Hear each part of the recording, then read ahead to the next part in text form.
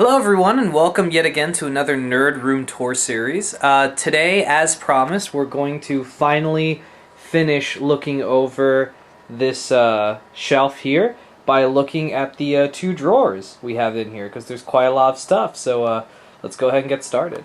So in this first drawer, I have a couple of stuff in here. A couple of really cool video game stuff. So I showed you the Retron. Oh, actually I have not.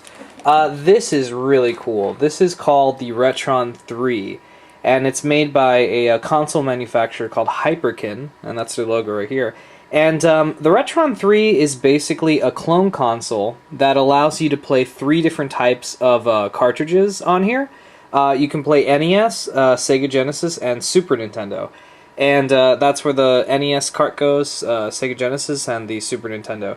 And basically you just flip that switch towards what you want, and then that little light will light up next to whatever selection you have made, and you can play. And it's pretty good. It's not 100% accurate. There are some games that it doesn't run properly, but for the most part, I mean, all the games I have, except for one of them, runs perfectly on it. And then it does come with a wireless controller, but it has a port on the side here, so you can plug in your NES controllers, your Super Nintendo controllers, and your Sega Genesis controllers. So it's pretty neat. I would recommend it. However, they are producing something called the Retron 5, which I do plan on buying, that adds a Famicom, which is the Japanese Nintendo, cart slot, so you can play Famicom games, and it's also going to add a Game Boy Advance slot at the front of the system, so you can play it. And plus, it just looks a whole hell of a lot better. It doesn't look like, this kind of looks a little bit cheapy, and the other one kind of looks like a console. So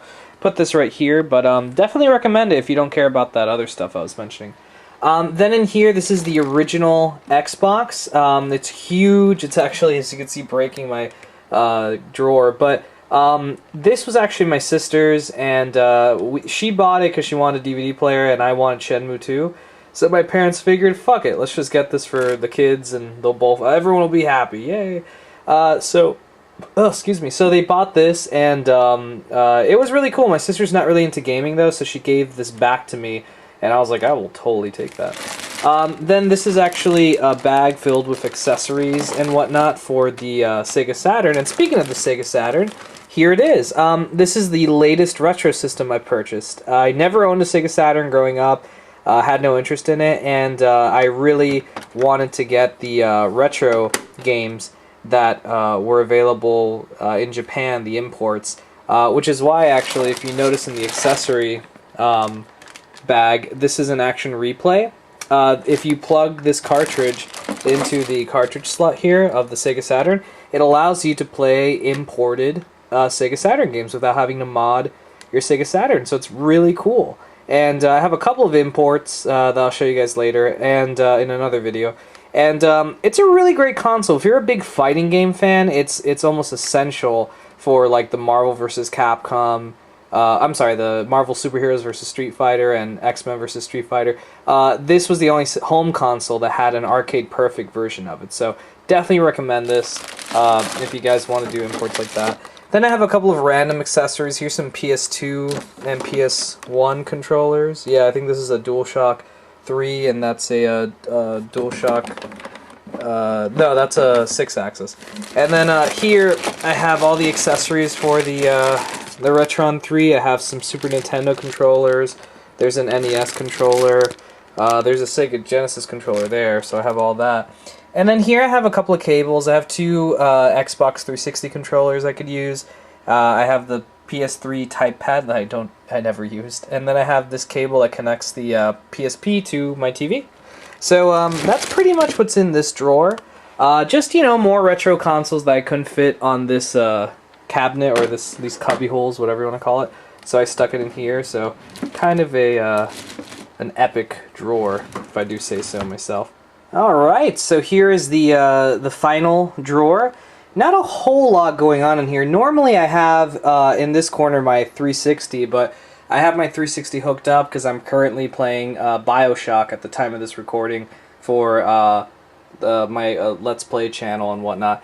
But in here, basically, I have a couple of random DVDs. These are all the Angry Video Game Nerd DVDs. I do buy them all to support James and his website. James Rolfe is the creator of Angry Video Game Nerd. He runs a website called cinemassacre.com. Really funny stuff. If you guys have never seen or heard of him, I recommend you guys check it out. And then this is another series he did called Board James that I bought as well to support. Okay, now here's where we get a little bit sappy, a little bit sad. These are, if you notice, this DVD is still wrapped, and this is a DVD that's they're both Western DVDs. When a long time ago, I gave my grandfather both of these DVDs, and he was a DVD player because he didn't own one, and he was a huge Western fan. And I told him, here, man, I got you these 2 old classic Westerns. I know how much you like Westerns. And he's like, oh, my God, thank you so much. And the bastard didn't watch them. He he said thank you, and then he kind of just like, I don't give a shit about DVDs. I've seen these movies like 100 times. Why do I want to watch them again? So he kind of put them aside and never watched them. And unfortunately, 2 years ago, my grandfather passed away. And it sucked. I really loved him. And I mean, it always sucks when a family member dies. But I decided in his honor, I was going to open up these movies and watch them all since he never watched them.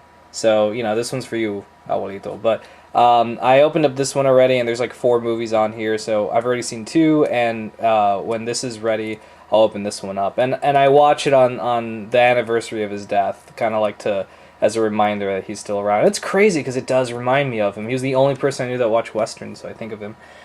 This is actually, these are DVDs I created, and this one in particular is a DVD set I made. These are movies I made for myself.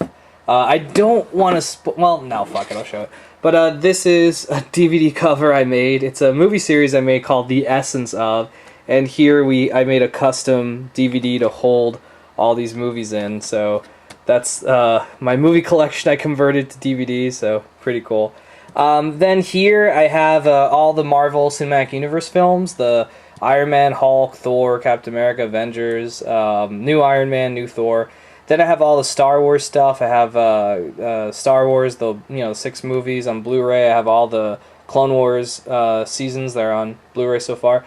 So, just a whole bunch of movies. And then, of course, here, holding it all together is the special edition for Back to the Future. The game that came out by Telltale, and I'll go ahead and show it to you guys. Alright guys, so first of all on the front, it's pretty cool. It says Hill Valley Historical Society Archives. The date, May 14th, 1986, the year the game takes place. Box number 16, it says here, miscellaneous personal belongings of Dr. Emmett Brown's lab residence. Lab/residence. So you take away the box. I love the theme, by the way.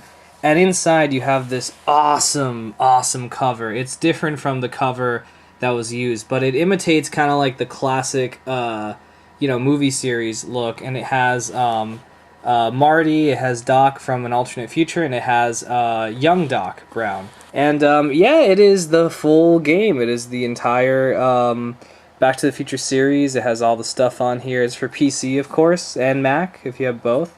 And I'll open it up for you guys so you guys can see it. But it's pretty cool. It has and it has the old cover underneath it. The old cover is just, as you can see, just Marty looking at his watch, but he's cartoon Marty, so it's like an homage to the original. And then here we have the Book of Emmett Brown. So really cool box cover. I think this is so cool. Then underneath here, this little plastic thing holding everything, this is really neat. There's a couple of stuff in here. This is the Hill Valley Historical Society from 1865 to 1990. It's a fake book that has a bunch of pictures of people from different time periods. So it has characters from Back to the Future Part 3, characters from the game. It has all sorts of stuff. It shows the stuff from the 30s. There's Marty. And I always thought this was really weird that here it says the Hill Valley Clock Tower gets a new clock in 1990 despite 1990 despite efforts being made. And I always thought, man, that's really fucked up because like we never saw the 1990s, so it's crazy to see. And then here we have Doc Brown's research files. It's designs that presumably he created. And then here, as you guys know, let me see if I could open it. It's kind of hard to open it one-handed. But as you can see, this is the flux capacitor, which, as we all know, is what makes time travel possible. So I always thought that was really cool. And then last but not least is this, which is a fake postcard. Well, actually, I think it might be a real postcard. I'm not sure.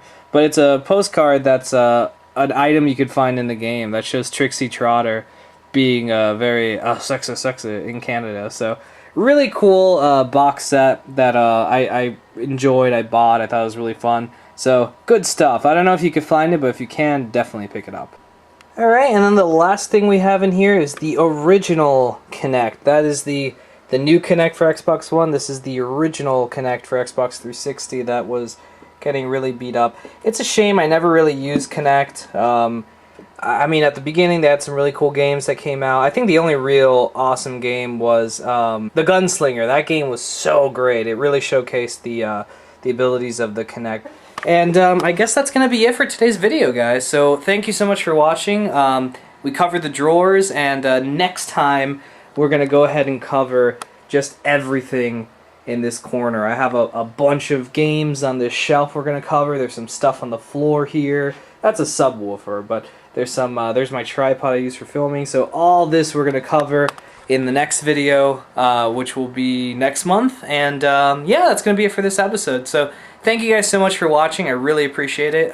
If you like what you saw, do click the subscribe button. I also do playthroughs. I'm going to try to be doing reviews in the future, possibly strategy guides and whatnot. But for now, I'm doing playthroughs. A documentary series called Retrospectives Be Damned, which is kind of like I look at different aspects of gaming's past. And of course, we have the Nerd Room Tour series, so you guys can see all the shit I have in my room. So anyway, guys, thank you so much. Do click subscribe, join the CR Happen Army, and thank you guys so much for watching regardless. Alright, guys, bye.